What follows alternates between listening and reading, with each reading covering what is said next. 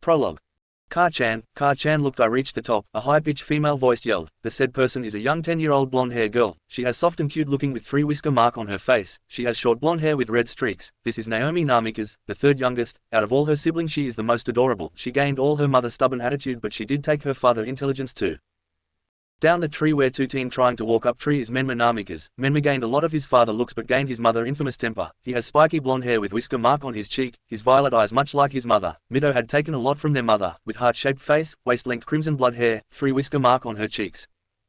Good job Naomi-chan, in no time you will surpass me as a legendary kunoichi, a cherry voice said. Their mother, Kushina Uzumaki, she had a slender, but feminine build, fair skin, violet eyes and the common Uzumaki red hair. It reached her waist with shoulder-length strands that framed both sides of her face and a black clip that parts her hair to the left. Generally, she wore a high-collared, sleeveless blouse under a long, loose-fitting dress with a wristband on her left wrist and standard shinobi sandals. Don't worry Menma, in no time you will become Hokage if you worked hard, a man beside Kushina encouraged his sad-faced son. The man have bright, blue eyes and spiky, blonde hair. He also had jaw-length bangs framing either side of his face. His attire consisted of a standard Konoha uniform with 2 bands on both of his sleeves, a green flak jacket, blue forehead protector and blue sandals. He also wearing a short-sleeved long white hari over his normal attire, closed in the front by a thin, orange rope. The hari was decorated by red flame-like motifs on the edges, with the kanji for 4th Hokage, Yondaime Hokage, written vertically down the back. This is Minato Namikaze, the 4th Hokage and the current head clan of Namikaze. Hi to-chan, his adorable son said before glaring at his smugly smirking sister who threw a raspberry at him. Feeling his eyebrow twitched, he raced up to beat his blonde red-streaked sister. Unknown to them, a young boy watching all this from the second story of their house. The boy had a silvery and red flaming eyes as if the flame had been kept under water. He had a blonde with green and black streak. He had a muscular figure as if he had worked out to pack a body like a professional athlete. He also had whisker mark on his face. He slightly scoffed at the lovey-dovey scene. For years I asked to be trained and yet, they refused me again and and he glared hatefully at the family below him. He still remember the day they literally abandoned him out of his own house. Flashback. Naruto kept banging his small arm at the gate compound. He couldn't believe this. He out for a 10 minutes to get food because his mum forgot to cook for him and now they locked him out of the estate. He gave up before he heard a mob that he hated the most shouted after him. He knew what day is today, October 10th, the day of his father saved the village and the Sandaime Hokage sacrificed himself to seal the Kyuubi. 10 years ago, after their birth a masked man had infiltrated the village and killed Biwako and the nurse, taking him and his sibling as a hostage. After his father saved him, Minato went to battle the masked man while the 3rd Hokage battled the 9-tailed fox. When Minato came back to fort the 9-tailed, he was shocked to hear that Hiruzen already went and sacrificed himself to split the Kyuubi to pieces and sealed it away to his 4 children. Mido got the 5-tailed worth chakra, Naomi got 2-tailed worth chakra and Menma also got the 2-tailed of a chakra while Naruto got the soul. That when hell come and greeted his life. His father had revealed that all of them are heroes for having a spilt of the Kyuubi. His sibling got the cheers while he get the taunt and insult. He was hated while his sibling being loved and adored by the villager. The only one close to him is Jiraiya, the Toad Sage. When Jiraiya came to give his report of his spy network, he always dropped by to give him a lot of gifts. He adored him like a grandfather and Jiraiya also treated him like a grandson he never have. Suddenly the sound of footstep rapidly approaching his bring him out of his thought. He ran as fast as he can. The mob always chased him and beat him to death cause of the kill he made 10 years ago. He couldn't help but scoffed slightly at that. As Naruto turned into alley, he sweated when he saw it's a dead end. He turned around quickly but it was already too late. A swing of baseball bat hit him in the head making him feel rather dizzy. One of the mob kicked him in the chest making him stumble back to his ass. Oh would you looked at that, the demon finally gives up. One of the mob sneered at him before he kicked him in stomach, hard, making him puked out blood.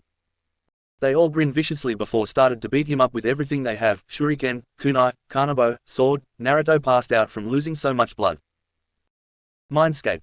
Naruto groaned before he stood up. He looked around and he saw he in some kind of a sewer with leaking red and blue pipes. He walked toward a giant gate with a paper that said seal. Suddenly a big red slitted eyes open, looking at him with curiosity. Naruto take a step back.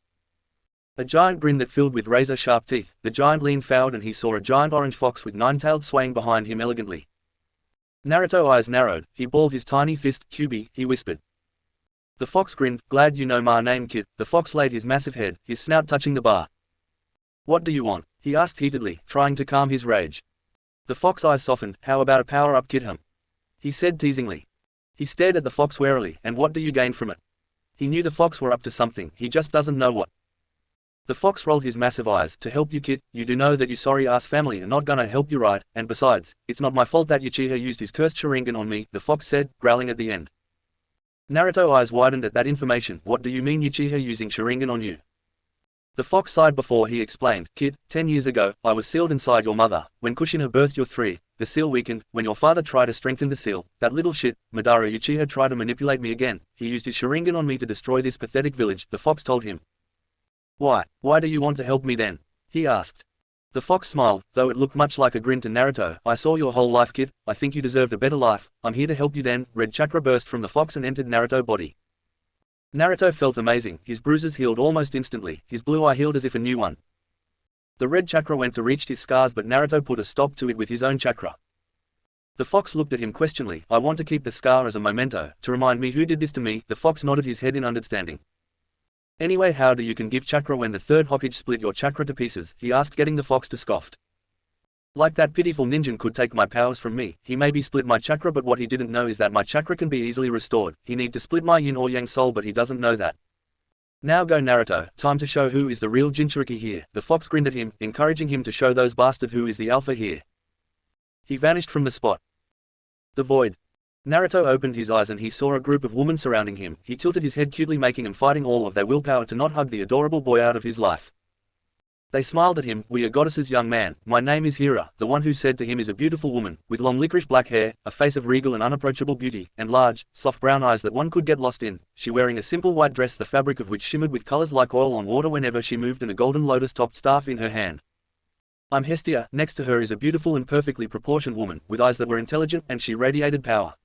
She was sweet-looking and beautiful in an unpretentious way, with an honest smile, warm and cozy red flames eyes and mousy brown hair that framed her face in ringlets, and a simple brown dress, and she wore a scarf over her head.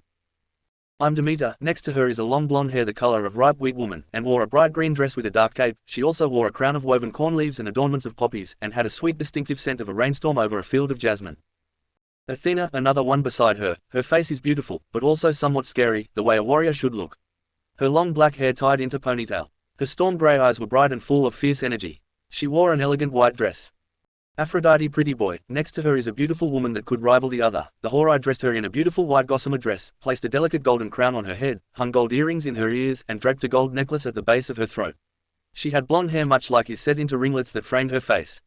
Her light blue eyes gave a mischievous glint as she stared at him lustfully, making him squirm under her gaze. Next to her is a very annoyed woman as she gave an annoyed glance at the woman beside her before briefly flashing a smile toward him that make his breath hitched in his throat. My name is Artemis. She is extremely beautiful woman, lovelier, being tall and well built, with auburn hair gathered back in a ponytail, cold and bright eyes as silvery yellow as the winter moon. I'm Persephone. Next to her is an incredibly beautiful young woman with her long blonde hair and her sky blue eyes that almost rivaled his. She wore a dress that billowed around her like smoke, and though Naruto initially thought it was white, he later realized that it was made of all sorts of changing colors, red, blue, and yellow flowers blooming in the fabric.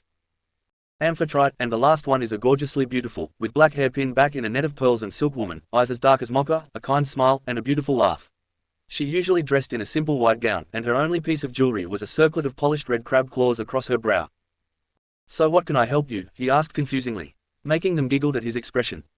We were called by the fates to help your life, Naruto Uzumaki. We agree after seeing your own parent neglecting you, Athena said, smiling at him before scowling at the mention of his parent. They chanted in a language that he couldn't understand. A bright flash enveloped him before he vanished. Are you sure he will be safe, sister? Hera said to Hestia. Hestia nodded, smiling. She knew Naruto gonna live a tough life. The fates greeted them at Olympus on their regular goddesses' day, chatting or in other word gossiping. The fates told them that the boy will be a great help for them in the future against the great prophecy, but first they must help the boy life. Most of them didn't want to help at first. Before seeing his life, they agreed to help. Naruto gasped as he sat on the cold floor of the alley, his blood puddles around him. He looked around, saw it only him in the alley. He guessed the villager grew bored and go home after beating him. It was dark night and he saw a note on his stomach. He picked it up and read. Dear Naruto Uzumaki. We were sent by the fates, a prophecy about you that concerning our world. We're here to help you getting stronger. When you're ready, use that seal we gave you to come our world. The Shinto faction already gave us permission for you to cross between dimension, and also we give you abilities to help you in the future. Signed, Goddesses of Olympus. P.S. We also left you some gift, use them well. Naruto stared blankly at the notes before he shakes his head. I seen weirder things. Kurama chucked from the back of his head. No doubt that what Toussaint talking about. I guess the sage of Six Path had told the other Biju about the gods, so he already know this day will come thanks to the prophecy from the sage itself. Two child were born from two warrior.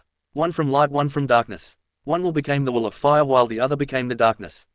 Only one child of light can bring the dark to a steer path. Two of them shall bring peace. One will receive help from other side. Kurama smiled, thinking about what his father said all those years ago. Maybe Naruto is the child of light as he gets help from goddesses that from other world.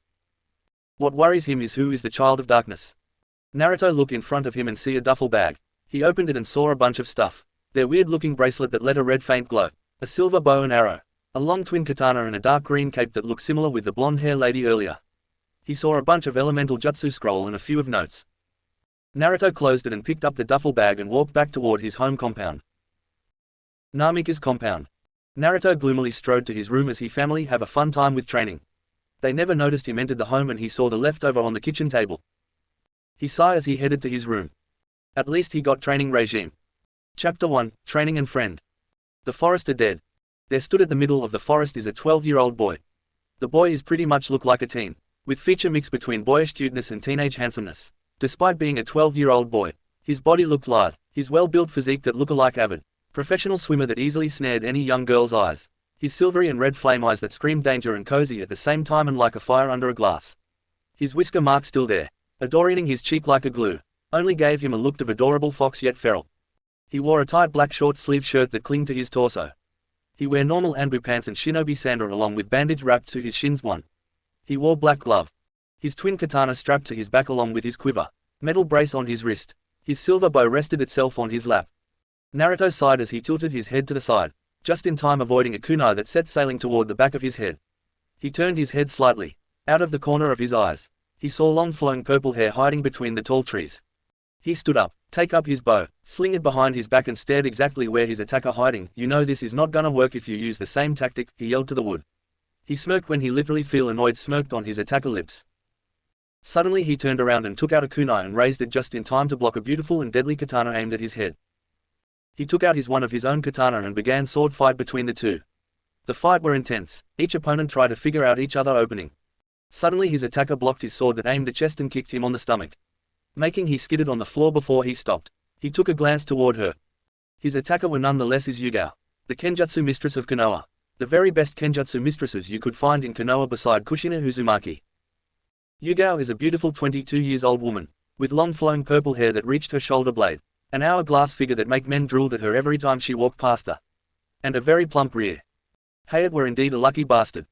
She is one of the Konoha Ice Queen, due to her status as unapproachable. She along with Kurenai and Anko, male shinobi, are afraid to approach him for a simple date. Kurenai because she hated pervert with passion, and the fact that almost all the men want to date her is because she is gorgeous looking didn't help either.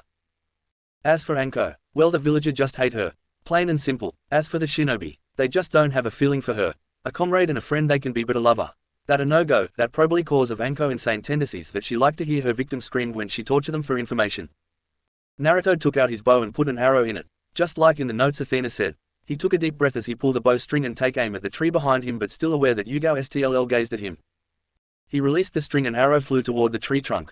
Just as Naruto expected, the arrow bounced off by an invisible opponent. The air shimmered around the tree and Kurenai can be SSEN visibly with kunai in her hand. She smiled at him. That were good, Naruto-kun, but how do you know the one you looking at is not a genjutsu? Her smile turned into a devious smirk.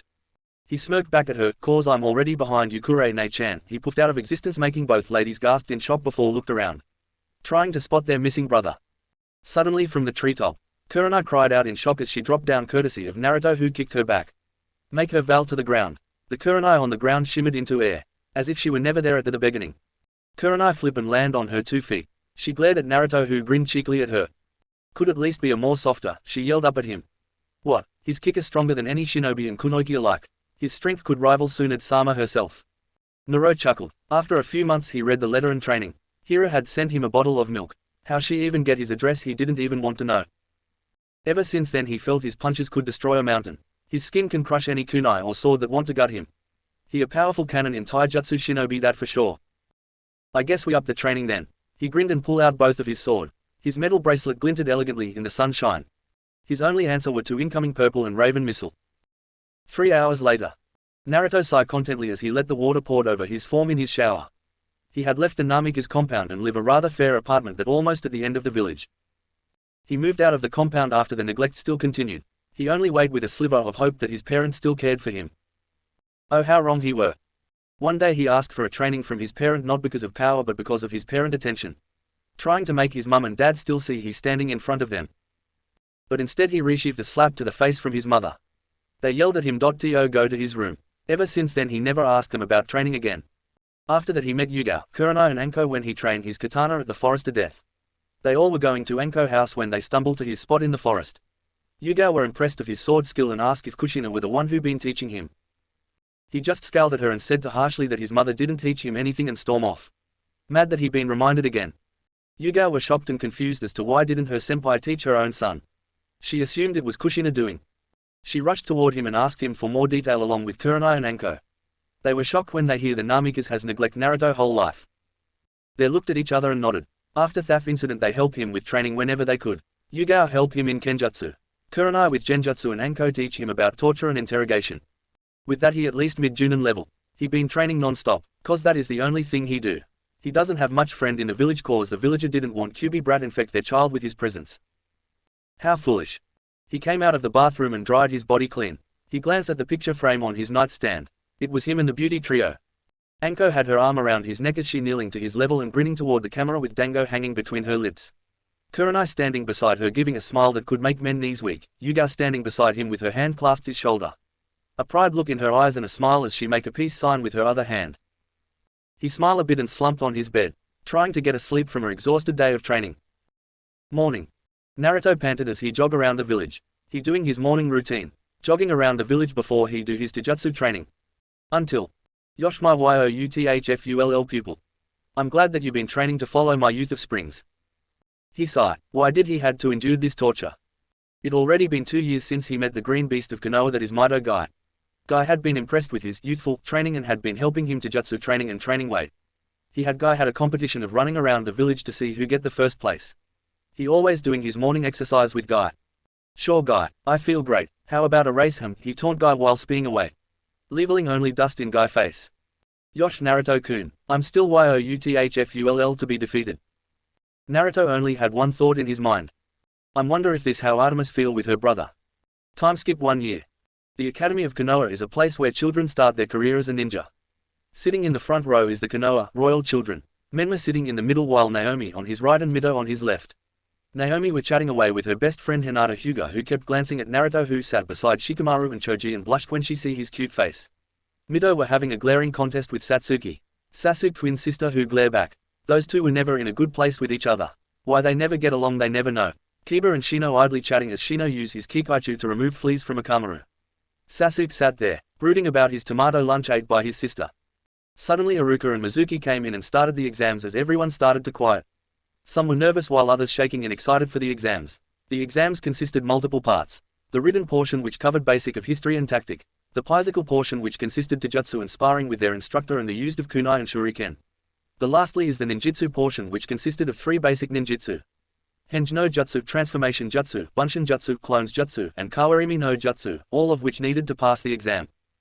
Seeing the nervous look on his student face, he couldn't help but smile slightly. I know some of you are nervous but I'm sure you all will pass, he started to call in student. Half from the civilian family failed the exams and the other half passed. This make Iruka proud of his student but also sad his other student fail. Finally Naruto turn. Speaking of him, Naruto wear a long-sleeve turtleneck black shirt that cling to his muscle. Anbu pants and shinobi sandal. Metal bracelet on his wrist. Red ceiling tattoo in a word of thunder in kanji on his right shoulder. His hair is spiky as usual but with different unique color. Black, auburn, brown and white blonde streaks in his hair. His eyes sometimes had a grey color in the red silvery flames eyes. His body also changed through the year. His muscles seemed to ripple as they straightened, giving many girls who were behind him blushing madly while Satsuki tried to hide her blush behind her raven locks. His bustling six-pack with the well-built pecs and the muscle that seemed taut yet not too large as if he really worked it out. Like a bodybuilder. Iruka smiled sadly at Naruto with regret in his eyes. Back when Naruto attended the academy he hated the boy with passion. Going as far as he refused to help him when the boy came to him for his taijutsu training. He said some harsh thing to him. Ever since then, he never seen Naruto even smile at him. Only cold looks in his red silvery flame eyes. He realized his mistake when he saw Naruto always alone when the academy ended. His sibling always got the attention.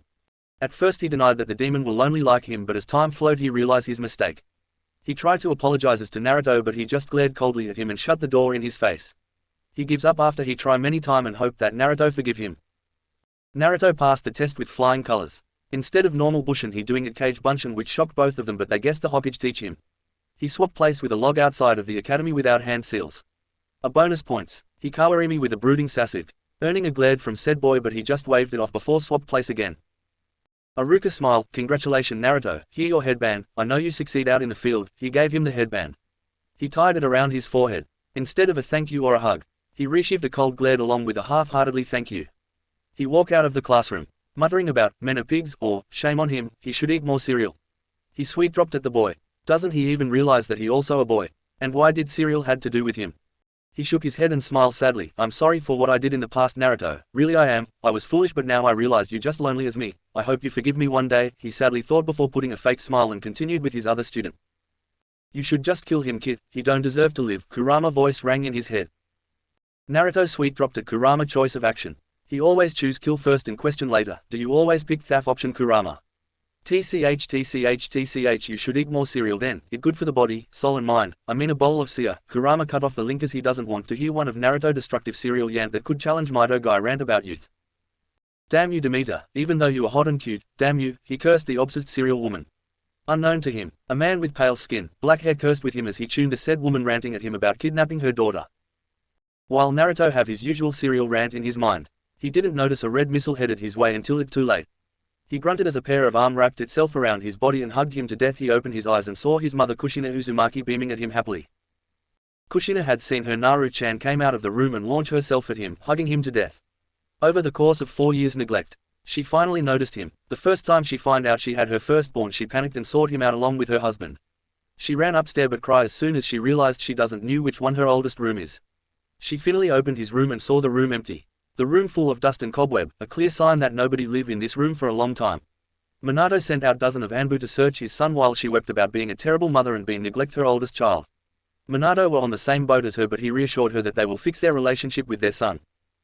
When the Anbu came to him and said that their son lived in an apartment on the edge of the village, Kushina wept even more at the fact that her son moved out without even she noticed his absence. They visited to his apartment and were shocked of his appearance. They even wouldn't recognize their son if he lose those whisker on his cheek. Kushina break down then and there in front of him and beg him to forgive them and come home with them. He refused coldly and shut the door in their face, but that not gonna stop them from trying to fix their already broken relationship. Naru-chan, congrats on passing the exams, are you going to wait for your siblings? She beamed at him but frowned a bit when he brushed her arm off him harshly and walked past her. Not for long though, her hand shot out and gripped his metal bracelet firmly. Making he turned around and glared at her coldly, making Kushina grimaced. Naru-chan, I know we're not on the best term as a family. I know that we have been a very bad parent for a long time, same goes to your siblings, but we family, you know, family take care of each other and stick together, she spoke softly, looking directly at her oldest eyes. Naruto felt conflict. On the other hand, he wanted to forgive Kushina for trying to fix their relationship as a family. Artemis blessing along with Hera blessing and Hestia blessing are the cause of it. Artemis is, well, cause of Kushina is a maiden even though she is married and had a child. He suspect cause of Artemis domain, Hera with woman and Hestia with family. Althea domain is literally pushing him to forgive her. But on the other hand he hated her for all she was worth.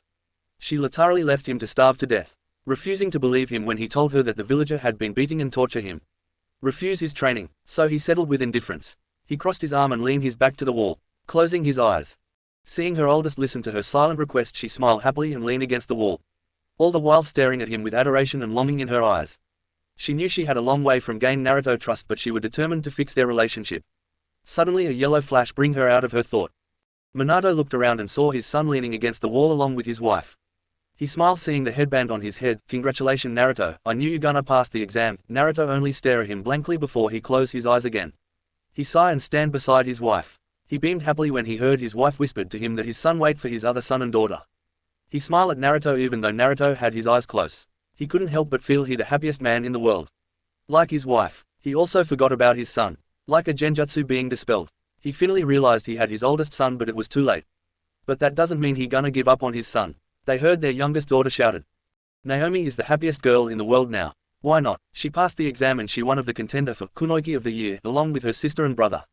Though the only thing she want now is to hear her Oni-chan said, "Good job Naomi," or "You my favorite sibling Naomi," or "I love you Naomi," that is Naruto. She blushed at the last thought. She knew she were never the ideal of a great little sister.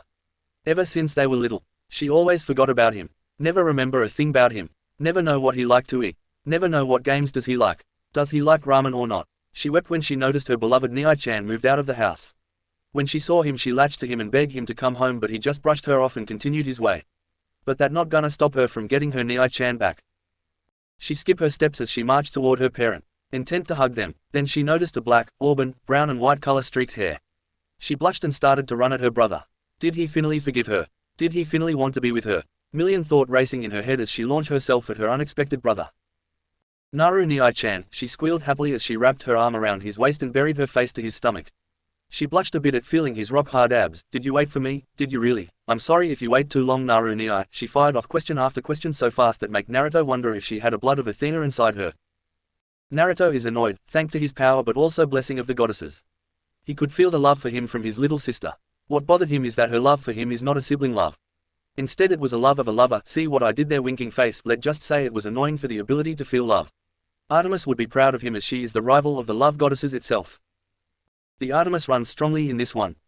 No Naomi, for your kind information, I did not wait that long. She beamed at him happily before she went to her parent and received kisses and hug for past the exams. She came back to him and hugged his arm to his chest. A cheery smile on her lips along with cherry tint on her cheeks. Okay Naru-ni, we wait for them together, Naruto sighed in resignation as she giggled at his misery. The parents smile at seeing their reaction with each other. Naomi is always the adorable one in their eyes and always had a way to enter people's heart. Including Naruto. Mito was happy, rather ecstatic. She's seen her older brother pass the exams and the possibility they on the same team makes she feel almost explode in happiness. Mito like her little sister. She felt that she didn't remember about him at all. She determined to bring their relationship back to normal. To hear her big brother loved her like nothing else. Unlike her sister, her philosophy was try and slowly work her way back to her older brother heart. But like anyone else, she failed, but THT just fueled her desire to be with her brother back. Ka-chan, Tu-chan, she called out happily with a happy smile on her face. Though her smile faded into a thin line and her eyebrow twitched at seeing her little sister latch to her older brother like a leech. She marched forward at them. Hey Ni-chan, congratulations on passing the exams, she said with a small blush on her face. Naruto raised an eyebrow at her. What, do you expect me to fail, Mito? He coldly said as she flinched at his tone. Her eyes widened at what he said. Wah. No, that's not what I meant, Ni-san, she said frantically. Wailing her arms in the air trying to get her Ni-san understand she doesn't mean it like that. Naruto brushed her off. Where Menma? He asked. It already 40 minutes he wait for that stupid boy. The Artemis is really strong in this one. He been held back cause he doing that stupid sexy jutsu of his, she sighed angrily. Why didn't her stupid little brother just make regular henge anyway? What? Oh, I grounded that little brat. THIS is all your fault, Kushina yelled in outrage before staring at Minato menacingly, making the said man sweated nervously.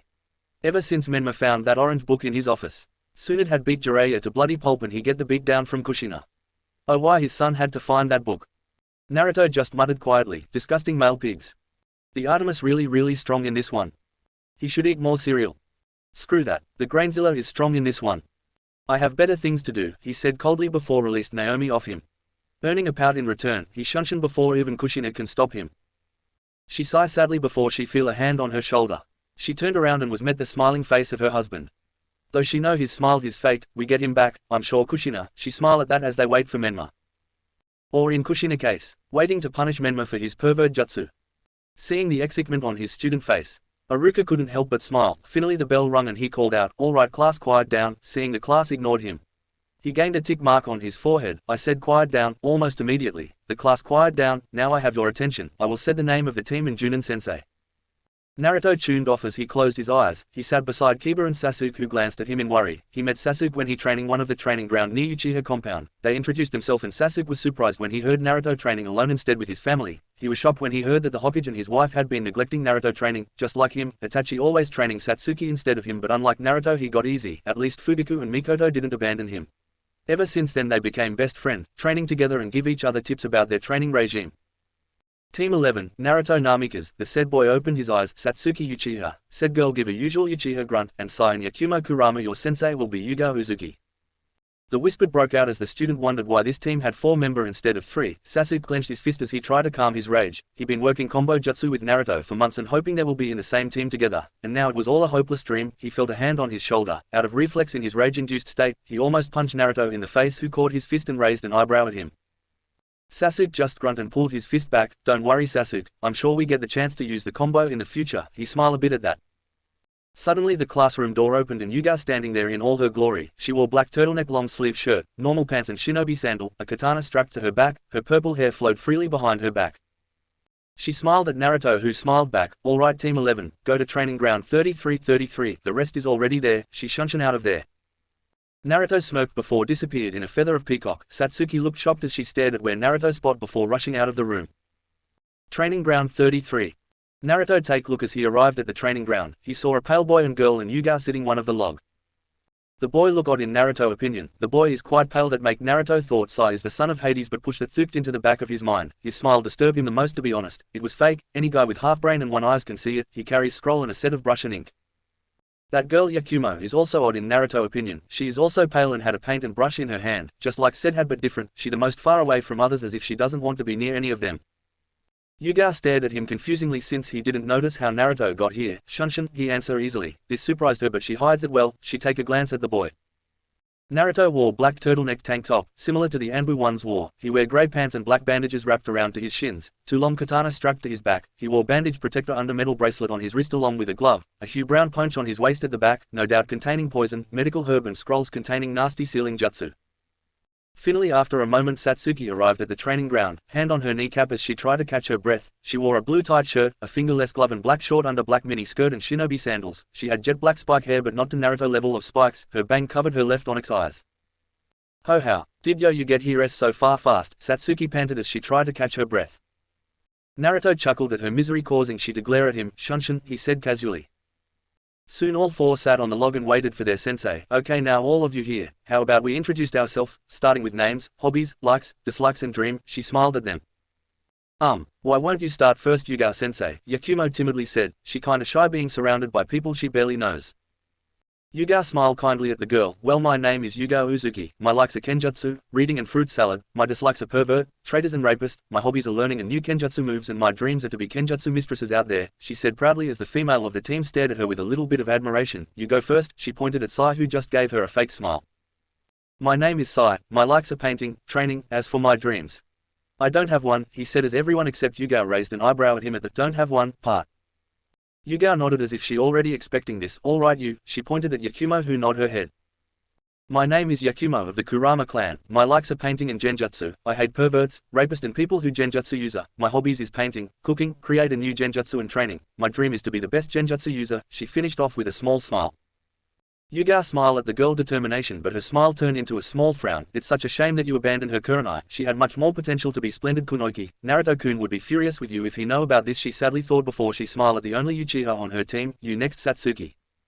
She only grunted, my name is Satsuki Uchiha, my likes are training, cooking and tomato, I hate perverts, rapist, fangirl who didn't bother to train themselves or fanboy, weakling, my hobbies are training with my Itachi Ni-san and my dream is to surpass my brother and become the heir of the clan. Yuga nodded before she stared expectantly at Naruto. My name is Naruto Namikas. My likes are reading, forest, sea, marriage, cereal, good family, seasons and hunting. I dislike anyone who abused animal, arrogant people, neglect, people who disrespect nature. My hobbies is gardening, cooking, hang out with my friends, hunting. My dream is to be the strongest ninja there is. He finished as everyone stared at him, intrigued. Well now that out of the way, you still not a truly genin yet. You still have one more test to do before through the field. So meet here tomorrow at 10 a.m. and don't be late, she said before disappeared in a shunshin. The four stood there before Naruto spoke. Come on guys, we have a big day tomorrow, he said as everyone nodded and gave a quick goodbye before rushing off their home. Naruto cracked his neck before rushing toward his favorite training ground. He never noticed a pair of onyx eyes stared at his back. The forest to death. Naruto gave a roar of confidence as he rushed toward Anko who didn't even bother to move. He threw a punch to her gut but she blocked it with her knee. She punched his face with force that so strong sent him skidded a few feet from her. Well congrats brat for passing the exams but how you gonna win tomorrow against Yuga-chan, she said casually while eating a dango. She turned her head to the side to avoid the kunai he just threw at her. With teamwork of course, he said before he pulled his long katana and dashed toward her. He slashed her dango to bits as Anko didn't expect him to attack her dango-kun.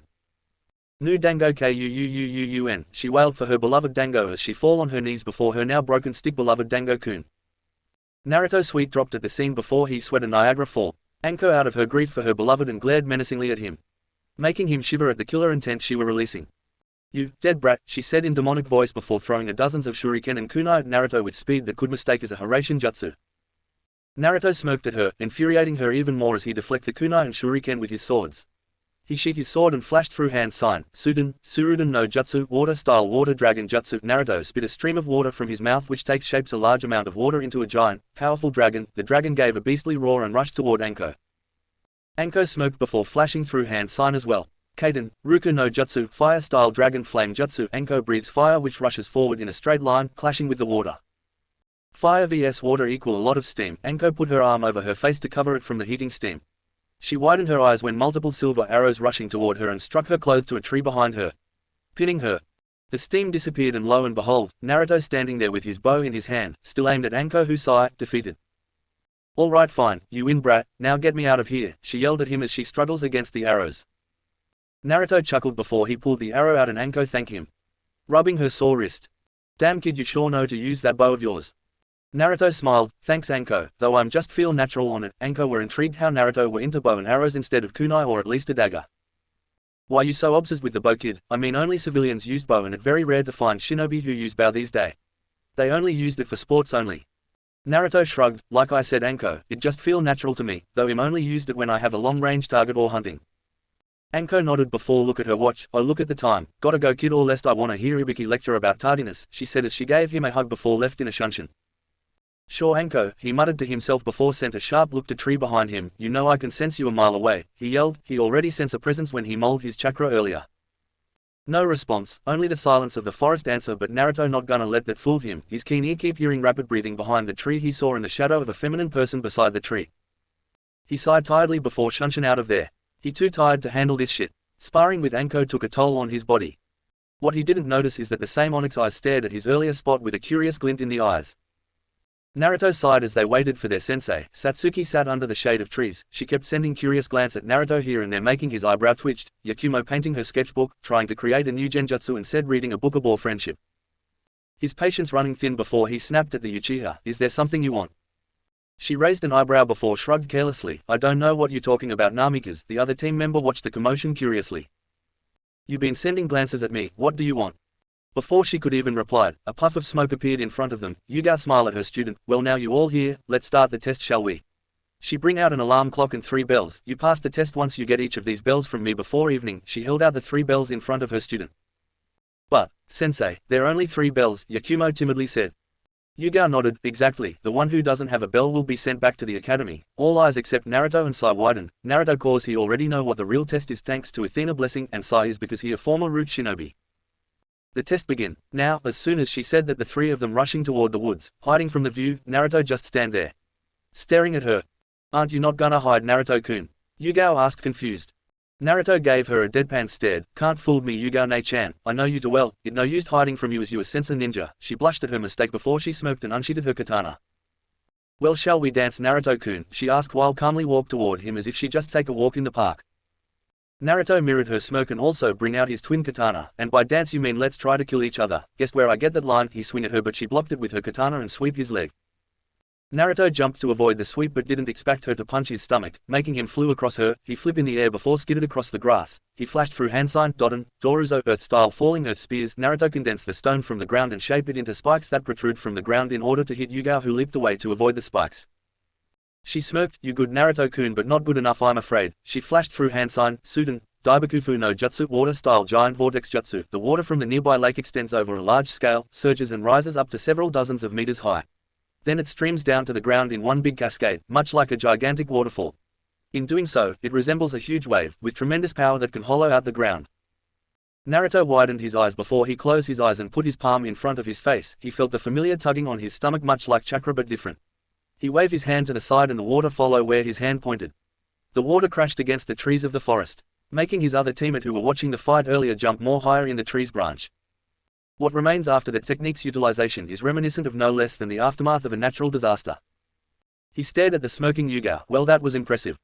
She smugly smiled at him. "Well what you gonna do now?" Teamwork. On cue, Satsuki came out and flashing through hand sign, Kaden, Hosenka no Jutsu, fire-style phoenix flower jutsu. Satsuki creates a volley of small fireballs, which are sent flying in an unpredictable manner assaulting Yuga.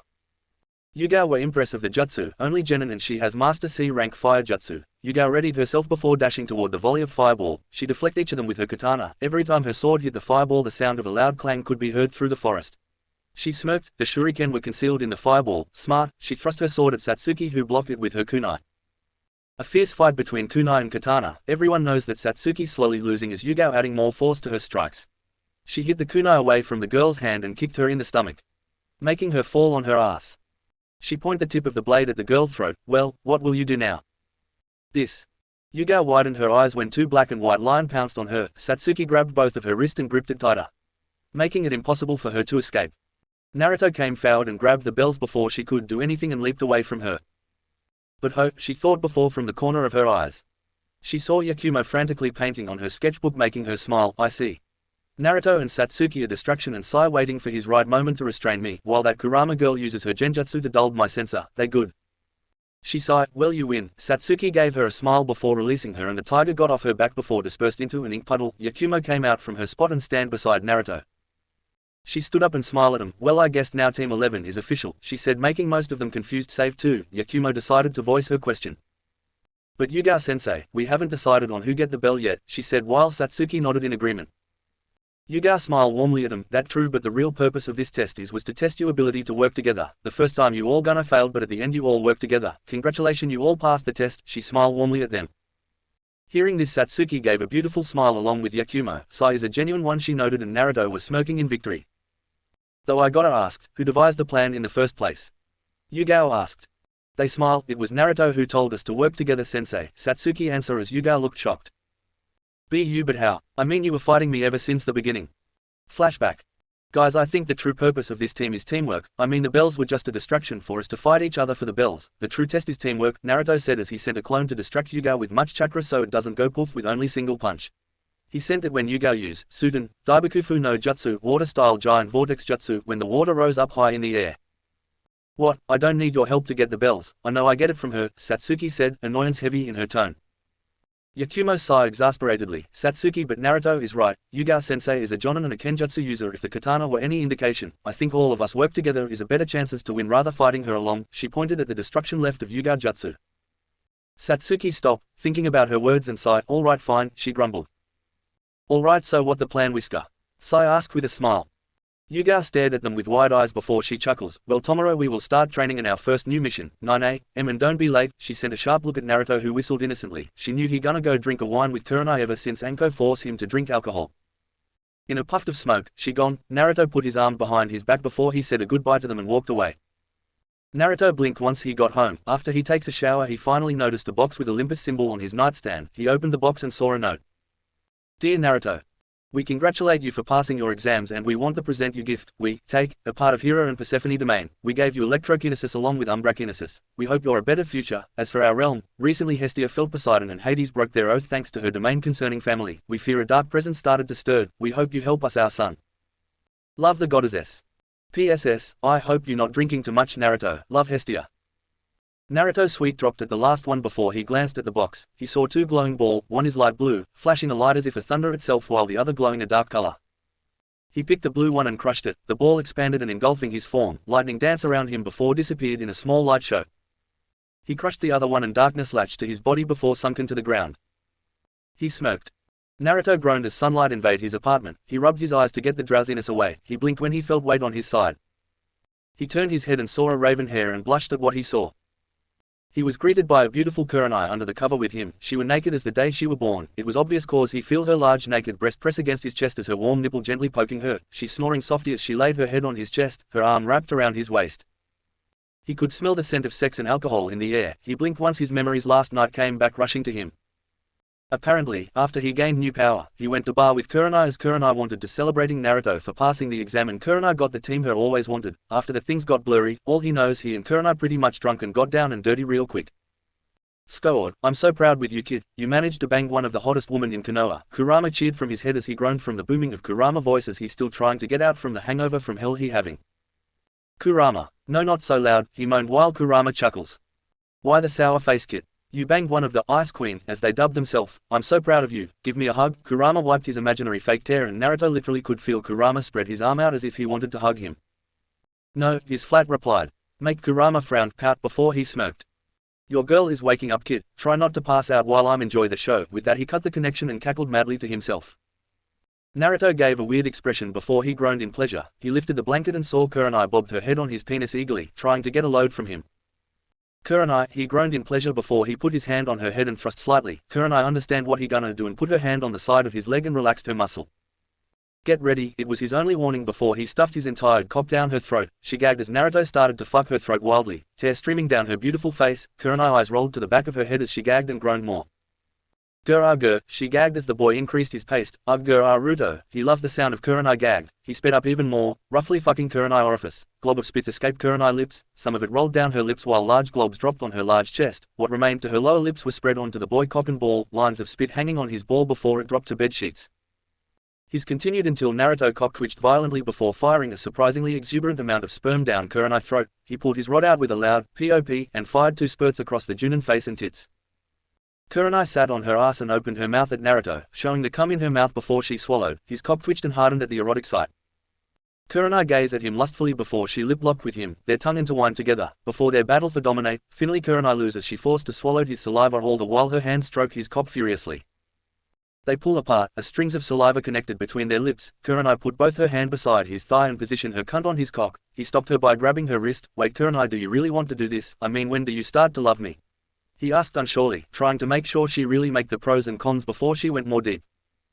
Kurenai stopped and wrapped her arm around his neck, nipping on his neck. Naruto, I don't love you like little brother. I love you like a lover. I love you Naruto. At first my love for you felt weird. I thought I only love you as a brother, but as the time passed I come to realize that I love you romantically. Please Naruto, love me, claim me, make me your lover, she begged him at the end, while Naruto was shocked at her confession before he smiled. Sure Kurenai. Kurenai smiled before she pecked him on the lips. She positioned herself cowgirl position and pushed his cock deeper in her cunt, making both of them moaned in pleasure. Naruto could feel her walls squeezed his cock tighter and he felt her cunt gonna melt him. Kurenai, you so tight and warm inside, he said as she blushed. Baka don't said that, she playfully scolded him before moaned as Naruto started to thrust into her. He rammed his cock into her tight pussy before her yelled out. Kurenai-chan. Naruto-kun. They screamed each other named before climaxed, their love juice splashing together in Kurenai pussy, the sperm leaking out of her cunt. Kurenai fell forward, her large tits pressed against his chest. She looked to his eyes and kissed him passionately. Naruto had only one thought in his mind. Aphrodite would be proud of me. Mature content end. Naruto tied his forehead protector as he gazed at his beautiful now girlfriend. She was bent down in front of his wardrobe, trying to find her panties. He walked toward her and spanked her jiggly but firm but hard. She yelped and moaned when he started to rub her butt in circular motion. He pressed his mouth to her ear and whispered seductively, making she shivered at the hot breath. I think it's sexy for not wearing panties, Kurenai-chan. She shivered before she giggled perversely. Oh, but that would give anyone a free show if I didn't wear it, Naruto-kun, she teased him before shivered when he released a possessive growl. Oh no, I'm making sure I let anyone know about our relationship with you screaming my name when we have a quick when we alone. That panties is only an obstacle, she shivered as she pervertly imagined about she and him have sex everywhere in Konoha. A quick while waiting her student oddly aroused her. Oh, you such a bad boy Naruto-kun, she giggled while shook her ass on his manhood through his pants, making him moan and growled at the same time. That it, he yelled and pushed her to her knees and freed his cock and shoved it down her throat, making her moan and bob her head, sucking his cock faster and harder. His teammate and sensei can wait a little longer. Right now, giving his girlfriend a hot, sticky drink is important. TIMESKIP 3 hour. Training ground 33. The three of them waiting patiently for their fourth member. Yuga groaned knowing that Naruto must have drank too much wine last night, the other just annoyed that he late for team meeting. Though Sai hired it better than his teammate. In a flash of lightning, Naruto appeared in front of them. He gave a slight wave to his glaring sensei and teammate. Naruto Uzumaki, why are you late? I will not tolerate tardiness next time, Yuga scolded him with her other student nodding. Naruto eyed smiled at her, which creeped Yuga out a bit as she remember a certain resident cyclop like to do that. Forgive my tardiness sensei, a certain cat need to be fed. Yuga raised a brow. For 3 hours? She asked skeptically. He nodded. Yep, he drawled out. Yuga sighed before she told them to do regular training before doing chakra control exercise. 1 month later. After a month of being trained by their sensei, they trained till their bodies break, as much as Yuga wanted. Yakumo, due to her lack of physical training, caused she focused on too much genjutsu and C-rank ninjutsu. Her taijutsu is polished by Yuga, who insisted her to wear weight for her taijutsu training. Yuga told her to focus on taijutsu for now rather than genjutsu. Satsuki were much better than Yakumo. She excelled in ninjutsu. Her taijutsu were average but doesn't have much speed in it. Her genjutsu is great, much to Yuga's surprise that Satsuki came to her and asked her to teach her kenjutsu. Yuga happily taught her a few moves about it. Sai and Naruto she didn't have much to teach since Sai already had his training. Yuga couldn't help him in inkjutsu since she didn't know the art and she could only teach him a few kenjutsu tips. Naruto she gave a few jutsu scrolls and helped him in his taijutsu. She was shocked when saw he has 3 affinities now, lightning, wind and water. At first what they mostly do is team training, doing D-rank mission. They worked effectively as a team. Even Satsuki worked perfectly with Yakumo. Each member had a perks with team up with each other. Satsuki with Yakumo on genjutsu expert on the team. Naruto with Sai as between long and close range fighter. Naruto with Satsuki in ninjutsu in fight, so in other words, the perfect team. The team also changed. Yakumo didn't think herself as a useless girl. After Naruto's inspiring speech made her determined to be stronger, Satsuki also warmed up to them. She smiles often and tells jokes with Satsuki. She were best friend with Yakumo now and try to help the timid girl training, though she pretty much hates Saiko's. His first comment about her is about being flat-chested. Her face is so red Naruto thought she gonna explode. It took about 4 clones including him and Yakumo hold her back from killing Sai. And Sai also seemed to enjoy his new team. Previously in the route, they were supposed to just do the mission and without fail. Team 11 seemed to change him. His smile is more genuine now and he hang out with Naruto more often. Right now the team is having a break after a D rank mission. They decided to eat at Yakiniku. Damn my sore hand, why cleaning a house considered a mission in the first place? Naruto asked as he massaged his sore hand. The mission were to clean a house for a special guest from the client. Well, anything considered as a mission as long the client willing to pay for it, Sai said as he put his meat on th grill. Well, at least the client pay for our meal, Satsuki muttered boredly as she ate her meat. So what we will do, Tomoro-sensei? Yakumo asked. Well, Tomoro, we will be doing a C rank mission, Yuga said. Already proud about his cute little student. Isn't that a little bit earlier, sensei? Naruto asked. I have faith in all of you. I'm sure you can handle it. Tomoro, packed your things, we don't know how long we will be out of the village. Hi, came the unison replied. Team 11 were having a great time as their chat continued. In fact, they were happily chatting and joking around. One could mistake as a family of 5. I'm home, Naruto said. He entered his home. After he ate with his teammate they said goodbye to each other and go to their respective home. I'm in the bedroom, honey. Kurano's voice rang through house as he slouched to the bedroom, dead tired. He opened his door and almost immediately, he felt blood rushing to his lower region, there on his bed. Kurano naked lounged on the massive bed. Naked, the cover raised to her waist, her massive tits were all for him to see. She were reading a book. Tired? She asked as Naruto stripped naked and slipped under the cupboard with her. He nodded at her question before he snaked one arm under her waist and bring her closer to him. Yeah, another D rank, he said tiredly as Kurano kissed his neck. What cha reading? He asked as she smiled at him. She blushed slightly. Ika. Naruto choked on his own saliva heading. She said that, babe, why you reading that? It's fun to read, she said, whole gripping his manhood when she said fun. Babe, I am tired, let's just sleep alright. Kurano pouts before she closed the book and got under the cover. Going to his lower region, Naruto groaned slightly when she wrapped her mouth around his manhood. Then let me help you relieve all this stress then, she said seductively while slurping loudly, blushing all the while. Yeah, that sound good. Chapter 6, C rank mission. Naruto and the team were currently heading to the Hokage Tower.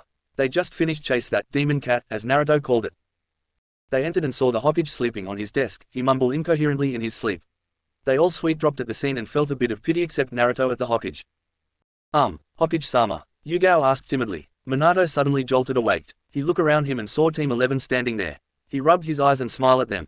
They could see the bags under his eyes and his smile didn't reach his eyes.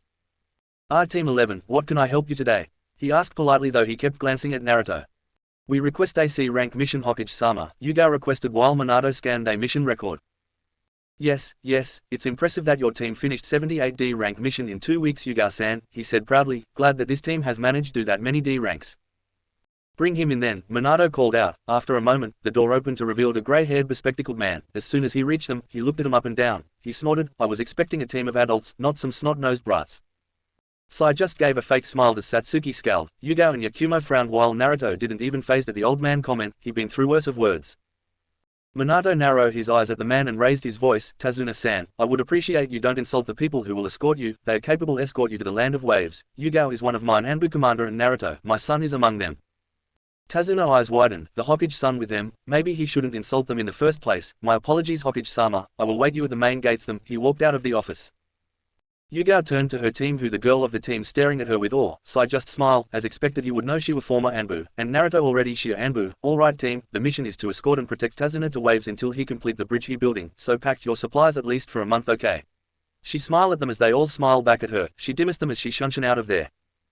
Naruto, could you wait for a minute? Minato said as Naruto inwardly cursed, his hand on the doorknob. Yes, came his impatient reply. Naruto, please be safe out there, okay? He said so fly with concern.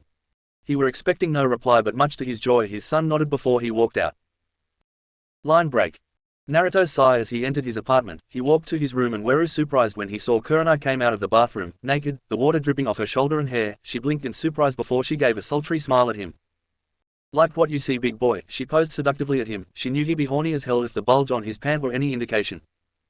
I thought you would be training your team, Kure-chan. He walked to his wardrobe as he takes some of his clothes. I just finished training him and I wanted to see you. I heard from Yugao that you have AC rank mission. She wrapped her arm around his neck as she pressed her massive breast on his back. Just as he turned his head to reply, she attacked his mouth with gusto, her hand stroking furiously on his tenon. He moaned as he were pushed back to bed. Kurenai sat top of him as she grind her hips on his growing manhood. Naruto parted from her as she whined in disappointment. Babe number, I have a mission to do. But you still haven't gave me mine breakfast. She pouted cutely at him. He know what she trying to do. He gave her a deadpan look. Babe, you scratched my back a lot yesterday night and you telling me you not satisfied. He asked disbelievingly. She scratched him a lot yesterday night. Kurama refused to heal the scratch scar as he said it was a sign of a dominant fox with his mate. He just sighed while Kurama ranted with manly proud about his scratch scar. Kurenai still pouting at him, making he sigh at her and antics before he chuckled and kissed her nose. Maybe when I get home, Kurenai-chan. Now duty calls. Kurenai sighed before she nodded. Great, I see you when you get home. She pecked him on the lips before she get dressed and shunshin out of his house. Naruto shakes his head and started to pack his things. Line break. He arrived to see Satsuki and Yakumo already there, idly chatting about the mission, Sai drawing on his scroll, preparing his jutsu when needed. Yugao nowhere to be seen. He greeted Satsuki and Yakumo before he sat beside Sai and closed his eyes. They greeted him back. Not a moment too soon, Yugao appeared in a shunshin along with a dizzy Tazuna. She smiled at her team. All right Team 11, sorry if I'm late. Tazuna here a little late cause he got lost searching where the main gate is. Well, it's look like you four is excited. Let's get started then. Naruto and Sai, you both would be in the front. Satsuki and Yakumo, you two will be our rear and I protecting Tazuna. She order, reshiving in unison. Hi, the team head out to the land of waves. As Team 11 headed toward the land of waves, Yugao noticed Tazuna were always tensed, as if he already know today is his death day. Yugao, Sai and Naruto noticed the big puddle up ahead and narrowed their eyes. A big puddle and there no rain recently, it can't be a animal piss. Naruto thought as he focused his gaze at the puddle before he saw the puddle shimmered ever so slightly. A genjutsu. He sent a look to Sai who only nodded. Satsuki and Yakumo didn't seem to catch it before they saw their sensei hand itching toward her sword. They immediately realized the situation. They tensed as they glanced at their surrounding, but never stopped talking. As they gotten closer to the puddle, a chain suddenly burst out of the puddle and wrapped it around Yugao and shredded her to pieces, much to the female and Tazuna horror. Naruto already know what Yugao were going to do. She were testing them. He unsheathed his twin katana and deflect one of the chain that was aiming at his head. Satsuki were too shocked to do anything. Her sensei were a Anbu Komda and one of the Konoha Kenjutsu mistresses. If these buffin could defeat her sensei, what chances she had to thought these two and Yakumo were the same with her. Naruto flashed through hand sign, futon, daitoppa, wind style great breakthrough. Naruto creates a gust of wind. Large enough to push back the demon brother few feet away from them. Choju Giga, Ninja Art, Super Beast Scroll, Sai create a dozen of ink tiger after the demon brother, Yakumo frantically drawing on her sketchbook, dulling the demon brother senses. Meizu whipped the chain around, hitting two of the tiger but the other one pounced on Gozu. Gozu, Meizu yelled as he saw his brother on the ground, trying to get off the tiger off him. Suddenly he felt the dread washing off his being. Kaiden, Gokaku no Jutsu, Fire-style Fireball Jutsu, Satsuki chakra needed inside her body is converted into fire and expelled from the mouth either as a massive orb of roaring flame. The scope of the attack is altered by controlling the volume of chakra that is mustered. Futon, Shinkugyoku, wind-style vacuum bullets. The fireball were amplified when Naruto takes a deep breath and compress the air to create a spherical-like blast. He exhales the spherical-like blast. The blast combined with the fireball, making a wall of fire that rushed toward Gozu and Meizu who had a horrified look on their face. They both screamed in pain when the wall of flame hit them and the flame searing their skin until they burned to crisp. And leave a crater in the ground surface. Then Yugao appeared before them. Earning a sigh of relief from Satsuki, Yakumo and Tazuna. Yugao were impressed by their teamwork. Naruto and Sai worked together almost in unison. Satsuki and Naruto jutsu combo were a great idea from the start. Yakumo also great with her genjutsu. You did a great work team. Looks like your hard work training finally paid off. She praised them. She then explained how she used Kawarimi from the start, substitute herself with a log in order to test them on how to deal with a stronger opponent, and they exceed her expectation. Hearing praises from their sensei, Satsuki and Yakumo had a bashful expression and a smile. Sai had a genuine smile plastered on his face, Naruto grinning with his mad grin. Now Tazuna-san, I know that this has escalated from C-rank escort mission. Do you mind telling us why the demon brother's after you? Yugao said with a menacing glare on her beautiful face. Naruto couldn't help but think she looked adorable with that face. As if on cue, Tazuna immediately on his knees and begged them. He told them that his country had been raided by a crime lord, Gato. He had been taken over and practically ruled the small village. The C-rank mission was the most they could afford with the allotted fund from the villager who had spare. As he finished, he pleaded with them again to help them break free from Gato rule. He will pay them back when waved back on its feet. Yugao heard the story, couldn't help but felt pity for the man and his village. She knew she had a tied hand here. If she continued the mission, she would break her protocol, and have Tazuna blacklist from having request a mission again. She need her student decision first. Well, you know the story. What your decision? We can still continue the mission if you want, but remember, no one pushing you. It's a dangerous mission. She take look at Satsuki and Yakumo and Thet nervously look at their feet. She couldn't blame them. They heard Gato kidnapping woman for their own entertainment. She glanced at Sai and Naruto and saw Sai had a blank expression on his face, which is unsure since he always smile, whether it fake or real. Naruto had a rather enraged look on his face, lightning dance around his face. Yugao. We continued the mission. It's pointless to turn back now. We had the mission, and we finished it, Naruto said with a cold look in his silvery flame's eyes. Still shaken by the story, Satsuki steadied her resolve and agreed with her teammate. Yakumo and Sai followed suit, knowing that there's no turning back now. Yugao, seeing their determination, could only smile softly at their intention to help Tazuna and his country. The team was finally agreed to help Tazuna and his country, making Tazuna thank him again and again with tears streaming down his face. After they vote, they headed to the land of Wave. Unknown. In the Greek and Roman realm, a golden eye snapped open and the figure released a ragged Sai. He had a dark curly hair with a beard, whisker jutted from his chin like a raven beak. He nervously glanced at the sky and muttered to himself, "Where are you now, father?" Chapter 7, The Demon of the Hidden Mist. The team head out to the land of waves before suddenly Naruto went stiff before he took a kunai out. Yugao noticed his posture and readied herself. He suddenly threw the kunai the rustling bush, making Tazuna and the two young girls startled. Sai just looked on calmly while took out his ink equipment. Naruto walked toward the bush and took out a fluffy white fur rabbit, the kunai piercing the rabbit head. Yakumo and Satsuki heart broke at sight of the dead and cute rabbit. They glared at Naruto for killing the rabbit. Meanwhile, Yugao stared suspiciously at the rabbit.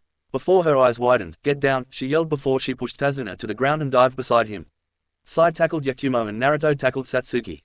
Just in time for a massive broadsword flew past them and emptied itself on the tree. Well, look like you Brad managed to avoid mine Kubikiriboko ha. Well, get ready Gaki's cause I'm bot gonna miss next, a gruff voice said on the top of the tree. They turned their head just in time for the person jump off of the tree, taking the sword with him. He rested the sword on his shoulder. Yugao narrowed her eyes and take a stance. Zabuza Momoki, also known as Demon of the Hidden Mist. What are you doing here? She unsheathed her sword, tense and ready to take action. Zabuza gave a mocking laugh as he casually said, "Well, I didn't expect to find the Konoha Kenjutsu mistresses. I'm here for the old man behind you. Why don't you and yours Brad just walk away and I consider let you live?" Even though he said rather casual, Yugao could hear her edge to his tone. "Sorry, but I can't do that. After all, our mission is to protect him," Yugao said firmly. "Mission? Don't make me laugh. These brats couldn't even handle a D rank mission by the looks of it, let alone facing me." He laughed as Yugao had a stone expression on her face. Satsuki growled and Yakumo frowned at the man. Sai had her emotionless facade and Naruto glared at the man. His silvery flame eyes flickered with power. "But fine, we do this in the hard way then." He turned, put his left hand in half-ram seal in front of his chest. The other hand also in half-ram seal raised to the air. Kirigakure no Jutsu. Zabuza causes a mist to spring forth either by using a pre-existing water source. The three began to feel the thickness in the air except for Naruto who had his umbrakinesis to help him. Satsuki and Yakumo were shaking and let out a scared whimper now and then. Sai fared much better but he had a bead of sweat on his forehead. As for Naruto, he had a bored look on his face. "Do not worry my student, I will not let any of you get killed, especially the four of you," Yugao said reassuringly as she smiled at her team. Zabuza laughed mockingly at him before appearing in the middle of the group, shocking them. He swung his broadsword at Tazuna who was shaking in fear. Clang! Zabuza's eyes widened in shock when he found the blonde-haired brat block his sword with dual katana of his own.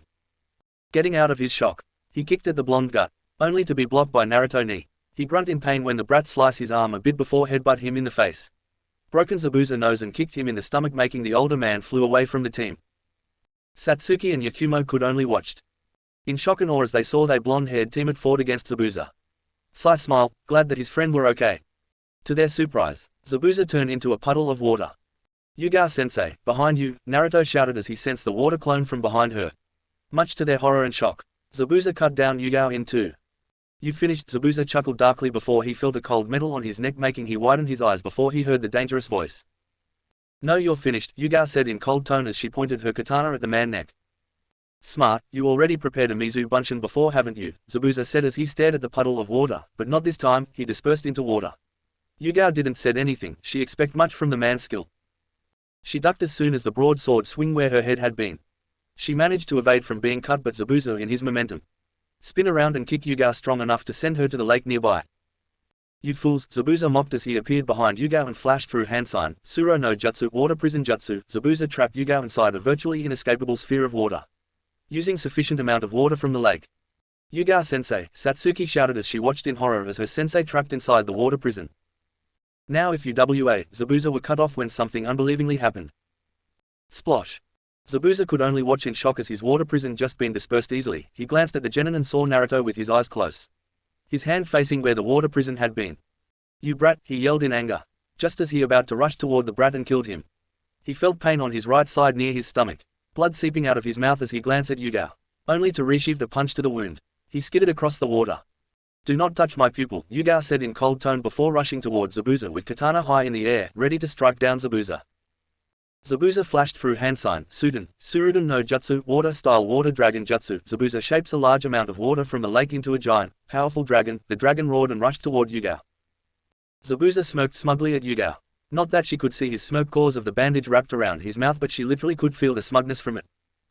In return, she smirked back at him, making he raised his non-existent eyebrow at her before his eyes widened in shock. The water dragon turned its head and rushed towards Zabuza instead. He got out of his shock and flashed through hand sight. Rantan, Riza Sakasu, Gale-style laser circus. That is until Naruto stopped Zabuza by flashing his own hand sign. He creates several beams and shoots them at Zabuza. First, a halo of bright energy spreads around his hands as this technique is activated, then it encircles Naruto's hand and from that, the beams are shot out towards Zabuza. Thanks to his electrokinesis, he could do electricity-based Kekkei Genkai and with less chakra too. Zabuza cried out in pain as the beam hit him, burning multiple parts of his body. When the beam stopped and he stopped skidding across the water dragon from earlier hit him, pushing him back even farther. When the torrent finally stopped, they could see Zabuza coughing violently as he tried to spit back the water. Swoosh. Just then four kunai embedded itself on Zabuza, pinning him to the tree. He looked up to see Yugao standing on the tree branch, glaring coldly at him. "This is where you die," she said coldly. Before she can act, a figure appeared in front of Zabuza and grabbed his shoulder before disappearing in a shunshin. Yugao then fell on her knee. Naruto appeared beside her and grabbed her before she could fall face first. "Rest sensei, it just chakra exhaustion," he said as Yugao smiled and nodded. Chapter 8, The Land of Waves. After a long walk, they finally reached Tazuna home and were greeted by Tazuna's beautiful daughter, Tsunami. Her eyes widened when she saw her father were alright with the people she don't know. She guessed they from Konoha judging from the headband. Her eyes teared up and hugged her father to death. "Father, you back? I was so worried. You said it will only take 2 days. Why did it take you 3? Are you hurt?" She fired off question after question as Tazuna tried to calm her down. "I'm fine, Tsunami. I was attacked but these ninjas saved me." He gestured toward the team. She turned and thanked them. She introduced herself and welcomed they in. "Thank you so much. Without my father, the last hope of Wave would be lost," Tsunami said as Tazuna nodded solemnly. Swami guided Naruto to the guest room for Yugao to rest. "Here, she can rest here until she recover," she said as she laid down the futon. Line break. After an hour, Yugao finally woke up and called all of her students. Satsuki and Yakumo gave a teary hug, worried about their sensei, while Naruto and Sai just smiled amusingly at the scene of Satsuki and Yakumo hug Yugao to death if Yugao blue face were any indication. After a moment of silence, Yugao broke the hug and told the team that Zabuza is still alive, shocking them and making Tazuna pale at that information. She told them that Zabuza had her assailant that helped him with his battle. "So what did we do not know, sensei?" Satsuki stuttered fearfully. She clenched her fist in anger. During the battle against the demon of the hidden mist, she didn't even do anything, just stand there in fear. She felt weak and useless. She hated that feeling. The feeling were also shared by Yakumo, who was still shaken from the killer intent Zabuza released. "We called for backup. We can't take Zabuza alone and his fake hunter Nin we don't know about. Meanwhile I will be training you." Yugao grimaced as she took out a scroll and wrote on it. As she finished writing she gave the scroll to Sai, who nodded. Sai paint something on his scroll and make a single half-ram hand sign. Choju Giga, ninja art, super beast scroll. A black ink orb came out of the scroll. Sai tied the scroll behind the orb back and let it fly through an open window. "Well, now that settles. For now rest everybody. Tomorrow we will start our training," Yugao said as everyone nodded. "Sensei, could I take a walk around town?" Naruto suddenly said as everyone looked surprised at this. Yugao looked pensive for a moment before she nodded. "You can go but be home earlier, okay?" she said. Hi. Line break. Naruto sighs depressing aura around town. He walked through the worn-down road before he grabbed a hand behind him when a man passed him and tried to pickpocket him. The man stared at him fearfully before his eyes widened when Naruto gave him a roll of cash and headed his own way. The man nodded gratefully at Naruto back. Naruto wandered through the street before a girl younger than him walked to him, holding out her hand in begging motion. Naruto's heart broke at the condition she is. She has dirty short hair, torn clothes and she wore bare feet. No shoes.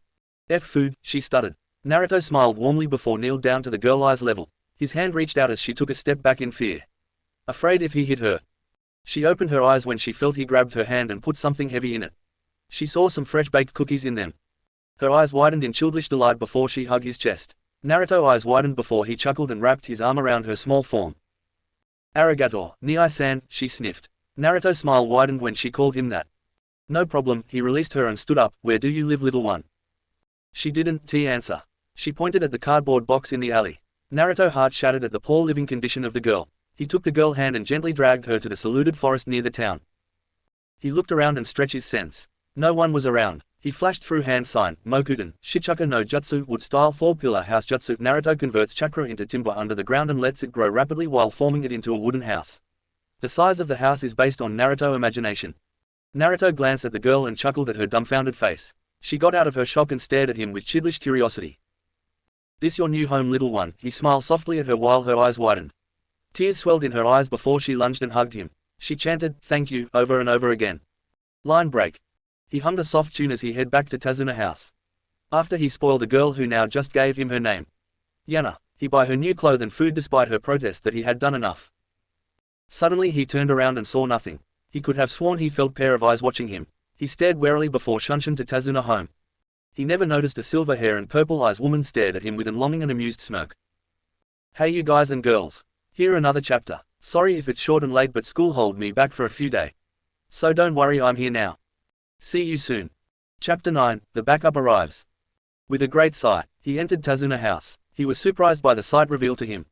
Right in front of him his teammate, Kurenai, busy chatting with Tsunami. Hinata and Yakumo idly talk about their training with Satsuki joining in. Sai sat away from him as he painting something on his scroll. He didn't see Kiba or Shino. He guessed both of them go guarding Tazuna at the bridge. Did I miss something? He asked aloud as everyone snapped at his direction. Kurenai beamed at him along with the shy Hyuga. Satsuki gave a nod of acknowledgement which he gave back. Sai and Yakumo just smiled at him. The former gave a genuine one at that. Naruto-kun, Kurenai cried out as she lunged at him, wrapping her arm around his waist and hugged him to death. I miss you. Naruto chuckled as he hugged her back. Miss you more, Kurenai. Tsunami smiled at the scene, though her smile turned into an amused smirk when she saw the lavender-eyed girl glared at the older woman in jealously. Dinner will be ready, Naruto-san. So why don't you get ready? Naruto nodded before he took his girlfriend's hand and dragged her to the other spared room. Tsunami chuckled. Oh young loves, she gave a mischief smirk as she saw Satsuki, Yakumo and Hinata girl glared at the retreating couple. Warning, slight lemons, don't like it, skip it. Ah yes, fuck your bitch, shout Kurenai as she feel Naruto hard thick cock fucking her ass while getting her big tits fondled roughly by him. Naruto were thrusting to her harder and harder to the point she orgasmed every time he thrust into her. Kurenai, naked like the day she born, panted with her tongue roll out of her mouth. Her eyes rolled back to her head. Her lips set into a crazed lust smile. She were on her hand and ness. Her entire body trembled with each of his thrust. Naruto grunted before he comes, filling her asshole with his cum. Naruto slumped forward, spooning against his girlfriend back. Still inside her, was it me you miss or the sex? He joked. Kurenai turned her head and kissed him affectionately. Naruto returned the kiss. After a moment they parted. Well, it's both, she purred. Naruto-san, Kurenai-san, dinner's ready, they heard Tsunami shout from the kitchen. Well, better get going, he get off her, earning a groan of disappointment when she felt his cock left her abused anal. No fair, she pouted as she wanted more of their intimate moment. Naruto chuckled at her cute pouting face before he kissed her nose. Now, I don't think Tsunami would appreciate if we late for dinner. He carried her bridal style after she done wearing her clothes and head to the kitchen. Naruto. He heard a voice behind him after he set Kurenai, who was a blushing mess, embarrassment to the chair next to Tsunami, who smirking at her. He turned around and saw Kiba, Shino and Yugao. Kiba walked forward and bear hugged him. It's good to see you, man, Kiba said cheerfully after his bear hug. Naruto grinned. Me too, man. He fist bumped with Kiba before sat between Satsuki and Yakumo. After everyone settled down at the table, the atmosphere was cheerful and lively as all of them eating and chatting with each other. Even Satsuki chatting with Yakumo and Hinata. Suddenly, the lively and cheerful atmosphere were ruined by mentally an upset scarred kid. Why do you guys bother so hard? No matter how hard you train or number, you still no match for Gato Men's. He will kill you all, the young boy named Inari shouted for all to hear. Hearing this, Yugao lost her smile and had a cold look on her face along with Sai. Satsuki glared at the boy along with Kiba. Shino looked stoic, but everyone know he also angry at the kid word if the loud buzzing noise were any indication. Kurenai, Yakumo and Hinata glances nervously and fearfully at Naruto, who was shaking where he sat.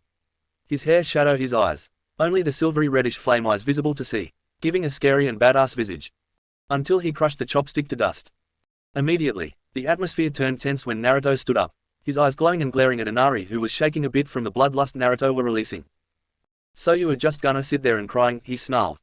Shocking Satsuki, Hinata, Yakumo. The one that didn't surprised by Naruto outburst were Yugao, Kurenai, Sai, Kiba and Shino, cause they already know about his situation with his family. Just cry then, he continued, play the tragic hero, just go and cry, if that all you do, you better off dead. Yakumo gasped, Naruto, that enough, though she shrieked when he saw those furious and glowing silvery reddish flame eyes turn to her. He punched the table, making it spider-like crack. He stormed out of the house, trying to get off some steam. Kurenai stood up and tried to chase after her boyfriend, but Yugao grabbed her wrist. She gave a urgent and questioning glance at her, let the kid let off some steam. It probably for the best, Yugao said. Kurenai looked hesitant and concerned for a moment before she sighed and nodded. Line break. That damn brat, Naruto was training furiously. Stabbing, slashing, and punching the dozen of clones with enough force that make cracks on the ground around him thanks to Hira blessing. Relax kid, that kid is probably have a deep past. Kurama tried to calm his raging partner, friend, brother down. Being a million years old fox gave him an ability to read human emotion. Judging from the kid said it. It sounded like the kid lost someone or something precious to him. Yeah I know, but that doesn't mean he should just go and say we gonna die and then poof. We lose. He punched the last clone before sat on the grassy land and laid his back. He stared at the glowing moon. For some reason, the moon seemed to hate him a lot cause it shined so much moonlight at him make Naruto think it was the sun itself. Probably kid, Kurama thought with a sweet dropped. He pretty sure that the moon goddesses saw the intimate moment between his friend and the hot chick. Go to sleep kid, I notice you as soon as I sense negative emotion, Kurama said as he nodded and dozed off.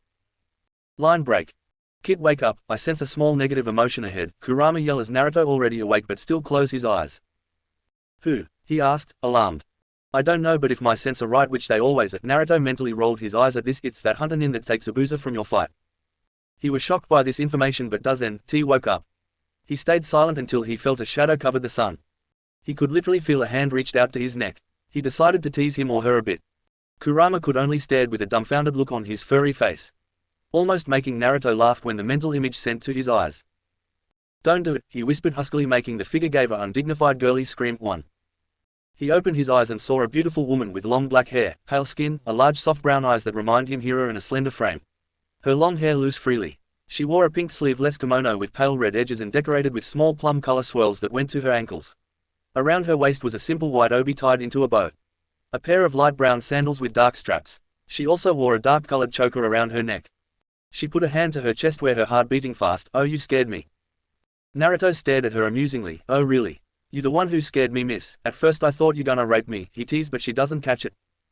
Almost immediately, all of her blood rushing to her face. She stuttered, W what a or why you saying IIW was G going TT to WA wake yo you up, she stuttered so badly it takes time for Naruto to understand her. That was the breaking point. He threw his head back and laughed like a madman. She looked at him oddly before she realized she had been pranked. As if on reflex, she gave an angry pout before turned her head away with a loud humph. Naruto was still laughing. Her eyebrows started to twitch.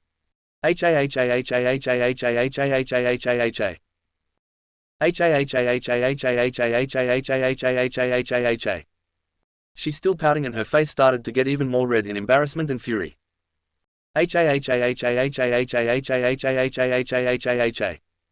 Oh shut up, she yelled cutely before tackled him to the ground. He's still laughing as she slapped his chest to make him stop laughing. After a moment he finally stopped but he still giggled, she's still pouting at him. Ha ha ha ha ha, he brushed a tear from his eyes and smiled softly at her. She turned her head to him when she heard he stopped laughing. She glared at him while he smiled back. After a moment she finally smiled. His smile were infectious. He chuckled and she giggled along with him. She don't know why she laughed with him but it felt right. Then. It hit them. The position they in. They both blushed when they realized what the position they were in. Haku was straddling his waist. Her hand on his muscular and toned chest. Ahem. They heard a cough and looked up. Naruto instantly regret the action. Standing in back of him is Kurenai. She crossed her arm under her bust while tapping her foot impatiently. Her ruby red eyes seemed to glow as she glared at the duo. She squeaked and scrambled off Naruto. Picked up her basket and ran off while blushing like crazy. She didn't look where she were going and hit a tree.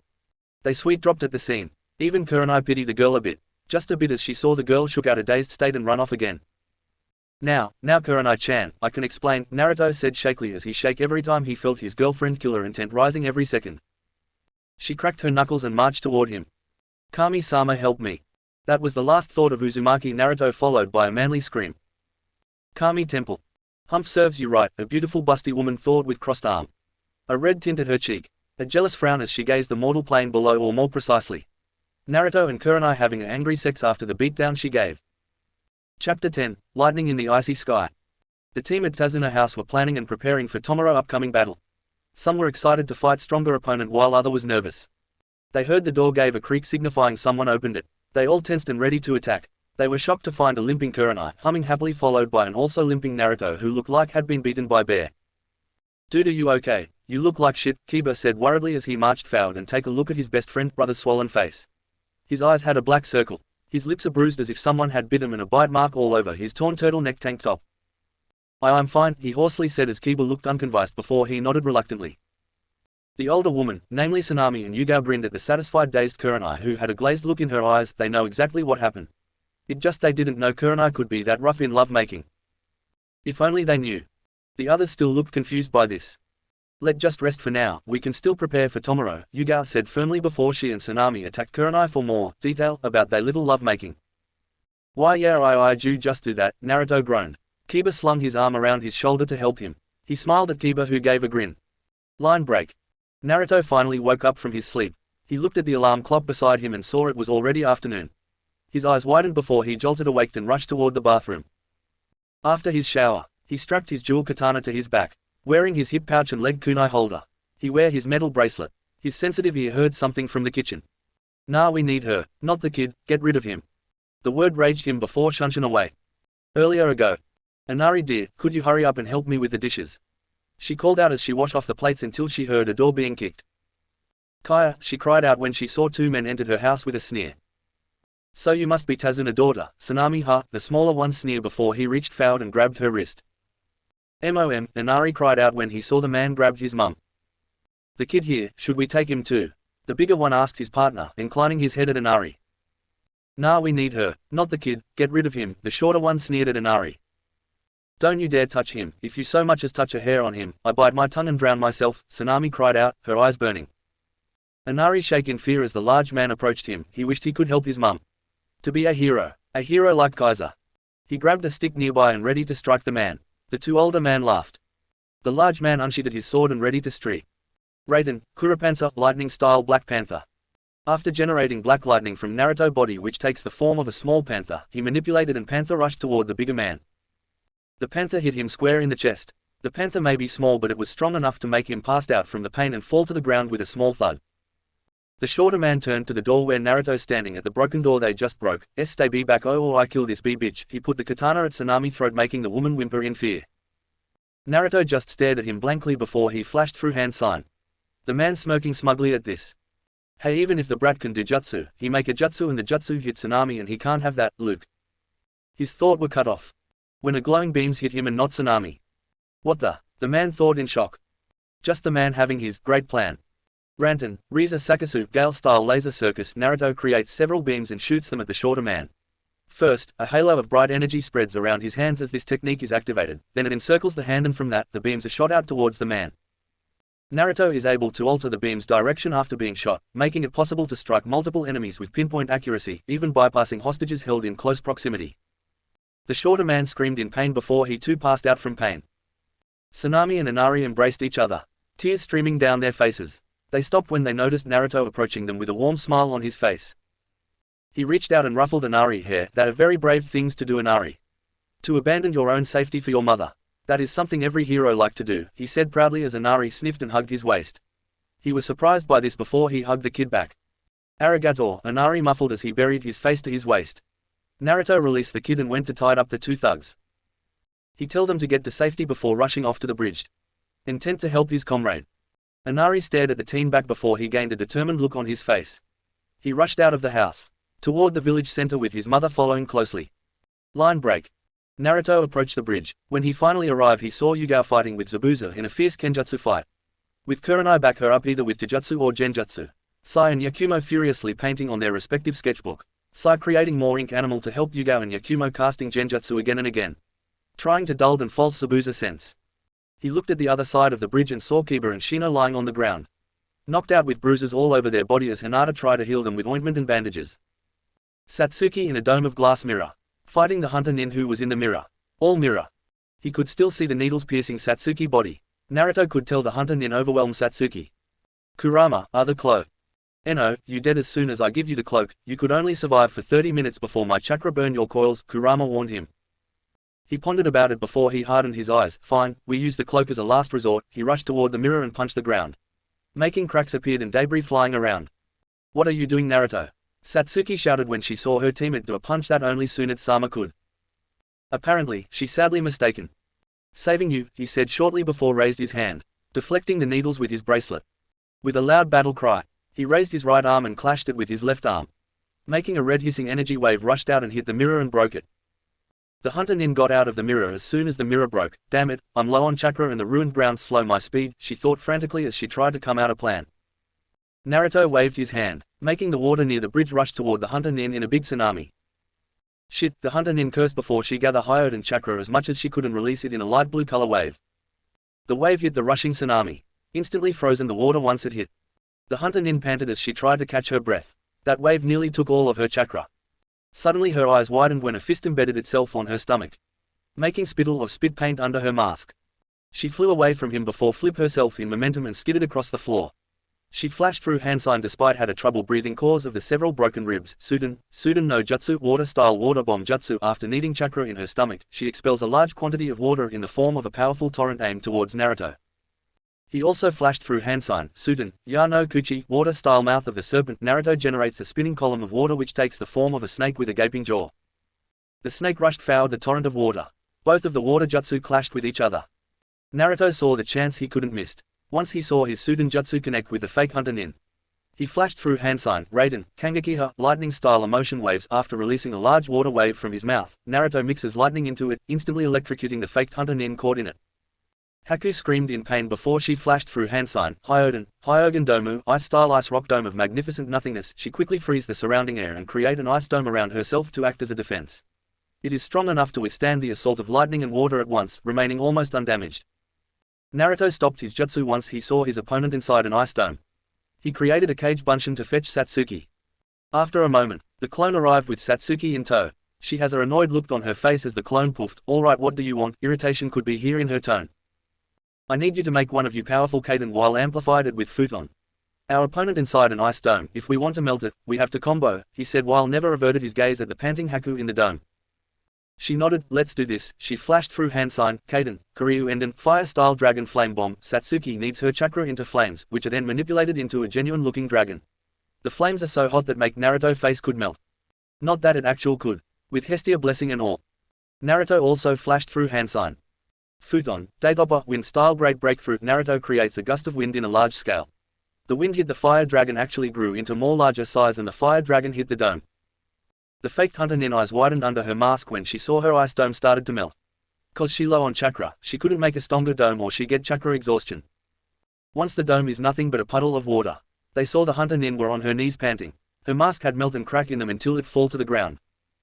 Naruto saw this and rushed to the hunter nin with katana drawn out. He pointed the katana at the girl's throat. Then he froze. He felt his blood run cold. The hunter nin in front of him was no less than the girl he met back at the forest. The girl saw his face. Giggle slightly despite the situation they in. "Why so show?" She were cut off by the said shinobi loud yell. "Hey you, the girl that tried to rape me," he yelled, raising his katana and pointed at the stunned and shocked Haku. WH fart, she squeaked and stuttered. A atomic blush appeared on her face when she saw that everyone staring at her.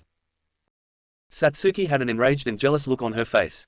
In her rage state, she never realized that she had awakened her Tutomo Sharingan at this piece of information. Hinata also had a look of pure malice and rage on her face.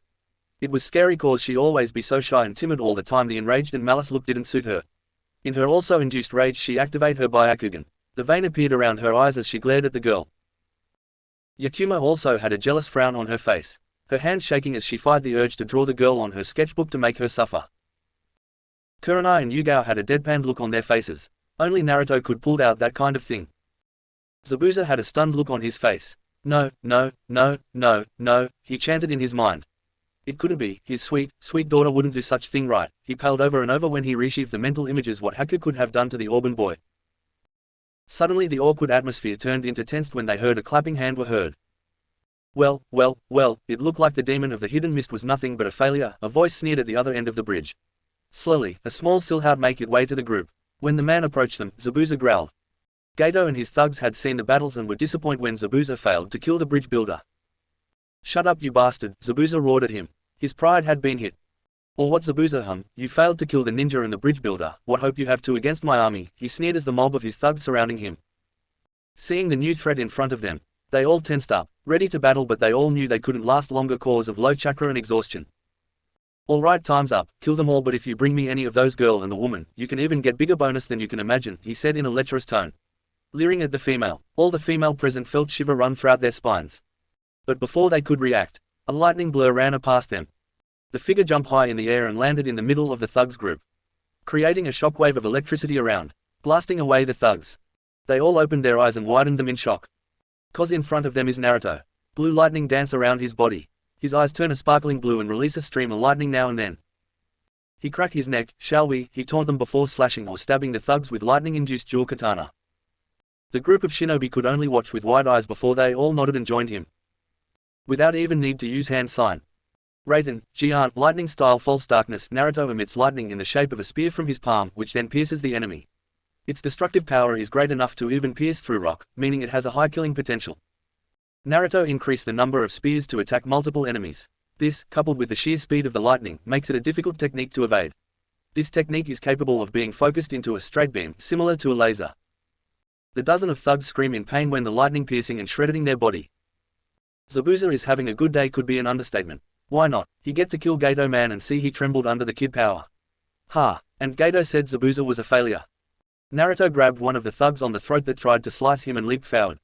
A small lightning bolt struck multiple thug on the bridge from the sky. The bolts killed the multiple thugs but not strong enough to damage the bridge. He threw the fried thugs into the ocean and aimed his palm at the dozen of thugs in front of him. A streak of lightning strikes the thugs, burning them to ashes.